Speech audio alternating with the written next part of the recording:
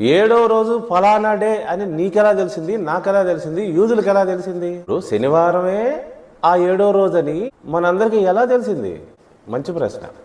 అందరు గమనించాలి, మోషే కంటే ముందు నుంచి కూడా రోజులు కౌంట్ చేసే విధానంలో ఎప్పుడు మానవులు తప్పిపోలేదు. అంటే నా ఉద్దేశం 7 రోజుల సైకిల్ ఏదైతే ఉందో అది ఎప్పుడు తప్పిపోలేదంట. సో 7 డే సైకిల్ ఎప్పటి నుంచో వస్తూ ఉందన్నమాట. 7 రోజుల సైకిల్ అలా వస్తూ ఉంది.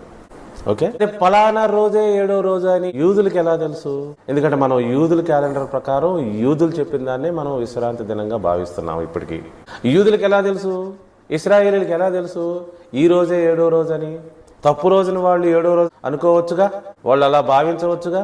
అలా తప్పుపోవడానికి వీల్లేదు. ఎందుకో తెలుసా? జీవము గల దేవుడే ఇశ్రాయేలీలకి ఏ రోజు విశ్రాంతి దినమో క్లియర్ గా చెప్పాడు. ఇశ్రాయేలీలు ఐగుప్తు నుంచి బయటకు వచ్చిన తర్వాత అరణ్యములో 40 సంవత్సరములు ప్రయాణం చేశారు.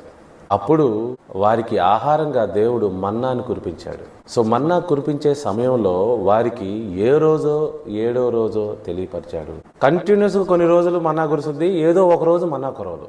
ఏ రోజైతే మన్నా కురియటం లేదో ఆ రోజే ఏడో రోజు అని వాళ్ళు నోట్ చేసుకున్నారు. యూదులు, ఇశ్రాయేలీలు 40 సంవత్సరాలు నోట్ చేశారు. వరుసగా 6 రోజులు మన్నా కురుస్తుంది, ఏడో రోజు కురవటం లేదు. పైగా ఆయన ఏం చెప్తున్నాడు? 6వ రోజు 7వ రోజుకు సంబంధించిన మొత్తం కూర్చుకోమంటున్నాడు ఆహారాన్ని. సో ఈ విధంగా సర్వశక్తిమంతుడైన దేవుడు, ఇశ్రాయేలీల దేవుడు యెహోవా ఇశ్రాయేలీలకి జ్ఞానం ఇచ్చాడు. ఏ రోజో విశ్రాంతి దినమో చెప్పాడు స్పష్టంగా. నీవు నేను కంగారు పడాల్సిన అవసరమే లేదు.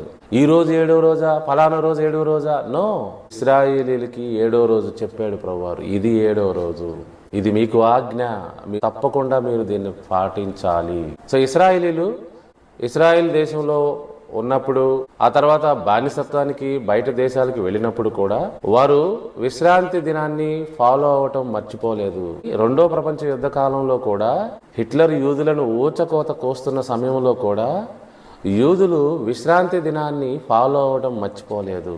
అంత భయంకరమైన పరిస్థితుల్లో కూడా వాళ్ళు విశ్రాంతి దినాన్ని ఫాలో అయ్యారు. సో ఇప్పుడు అందరికీ అర్థమైంది అనుకుంటున్నాను.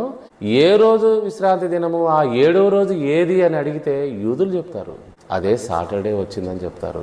ఓకే, సో అందరూ ఈ విధంగా విషయాన్ని తెలుసుకోవాలి.